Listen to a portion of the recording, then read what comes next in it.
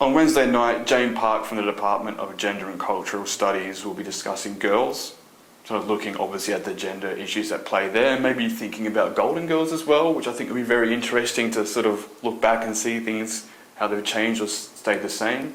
Hugh Mackay, who is the chief economist at Westpac, we're looking at the economic theory at play in House of Cards, whether to see if there's any consistency there, whether it matches up to what's happening in Washington now or previously.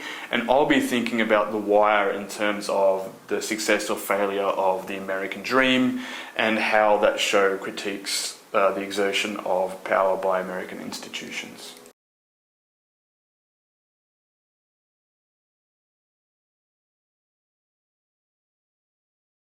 I like it because it has an almost sociological exactitude about how it goes about investigating a blighted urban environment in the United States. It is the showrunner is David Simon, who worked for years as a journalist for the Baltimore Sun. He worked the crime beat, he knows the city inside and out, and he has a very critical view of, say, postmodern institutions' interactions, particularly in the United States, with the citizens that the institutions exert power over.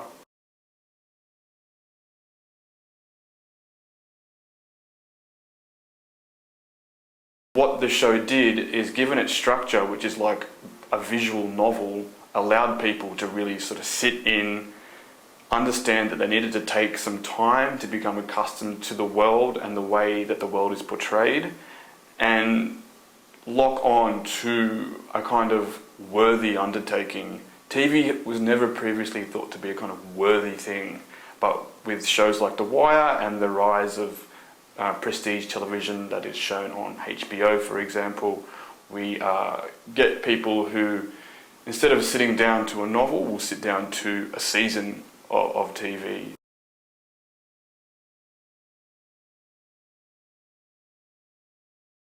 David Simon spruiked The Wire as a kind of corrective to the cop show, the traditional cop show, which has an interesting history in the United States. It began out particularly looking at private investigators in the late 50s and early 60s, and this starts to shift to policemen.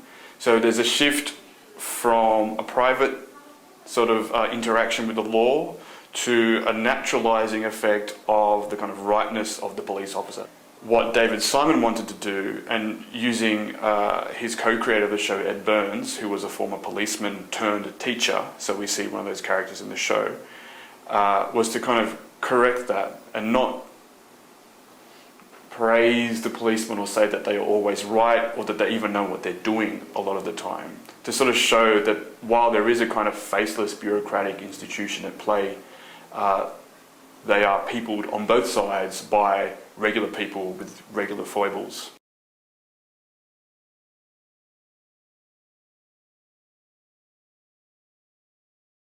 The eminent cultural theorist Stuart Hall said that TV is how the world dreams itself to be American. And I think there's a few things going on there. It's not just that America gets presented as a desirable and entertaining place, but also that everybody dreams. And if television itself is kind of an American product, so not just the content but the form, that means that, well, how we interact with culture generally is kind of decided by America.